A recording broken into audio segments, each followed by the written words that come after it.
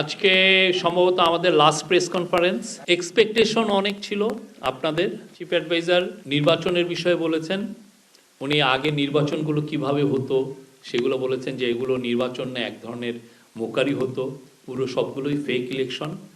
উনি বলেছেন যে এবারের নির্বাচন সুষ্ঠু এবং শান্তিপূর্ণ হবে, এবং উনি বলেছেন যে আমরা নির্বাচনের আর মাত্র 2 দিন বাকি, আমরা অলমোস্ট আমাদের লক্ষ্যে পৌঁছেছি। উনি বলেছেন নির্বাচন রাজনৈতিক কাঠামোর মধ্যে একটা অভূতপূর্ব চেঞ্জ নিয়ে আসবে, নির্বাচন এবং রেফারেন্ডাম। উনি বলেছেন এই প্রথমবারের মতো আমাদের প্রবাসী ভাই বোনরা পলিটিক্যাল প্রসেসের সাথে ইনক্লুডেড হলেন। তারা যে বাংলাদেশের পলিটিক্সে বাংলাদেশের বিভিন্ন যখন আপরাইজিংয়ে তাদের যে রোলটা সেটাকে এখন সমুন্নত হলো, এবং তারা এখন থেকে দেশের অনেক বিষয়ে তারা আরও বলিষ্ঠ ভূমিকা রাখতে পারবেন।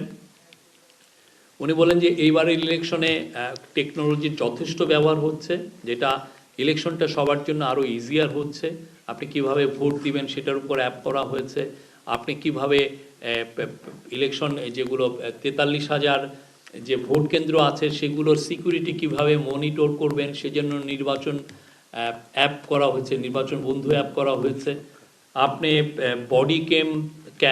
বডি ক্যামেরা দেওয়া হয়েছে 25,700 মতো, সবগুলোতে সিসিটিভি দেওয়া হচ্ছে। ফলে উনি আশা করছেন যে এইবারে নির্বাচন মানে অন্যান্য যে কোনো বারের নির্বাচনের চেয়ে ভালো হবে।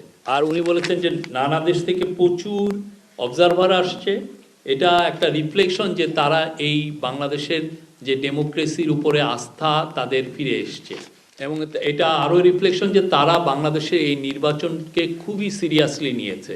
আপনারা জানেন আগের যে 3টা শেখ হাসিনার সময় ইলেকশন হয়েছিল সেগুলোর কোনো লেজিটিমেসি ছিল না, সেই সময় সেরকম কোনো নাম করা ইলেকশন অবজারভারও আসেননি। উনি বললেন যে এই পর্যন্ত তেমন কোনো উত্তেজনা সৃষ্টি হয় নাই নির্বাচনকে ঘিরে।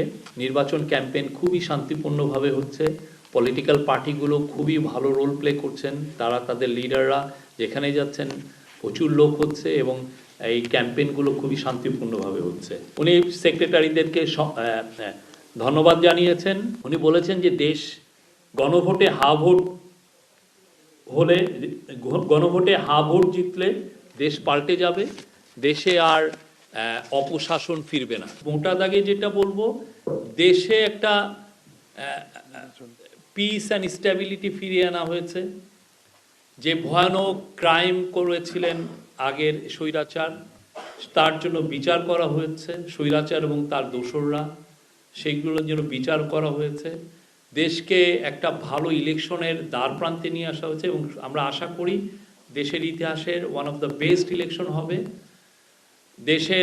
আমরা একটা বলিষ্ঠ ফরেন পলিসি পেয়েছি, দেশের একটা কালচারাল রেনেসা হয়েছে, একটা ভঙ্গুর ইকোনমি, এইরকম ভঙ্গুর ইকোনমি যেটা সত্যিকার অর্থে পুরো রিপোর্টটা আপনাদের কাছে আসেনি, সেই ইকোনমিকে আবার তাজা করে আবার গ্রোথের পথে ফিরে নেওয়া হয়েছে। এখন নতুন করে আবার এটা প্ল্যাটফর্মটা তৈরি হয়েছে, এবং আপনি দেখবেন যে সামনে এটার উত্তরোত্তরীয় গ্রোথ হবে। ইউএসএ এবং জাপানের সাথে আপনারা দেখেছেন যে আমরা কি ব্রিলিয়ান্ট নেগোসিয়েশন হয়েছে, এবং আমাদের এতে স্বার্থটা সংশ্লিষ্ট সংরক্ষিত হয়েছে।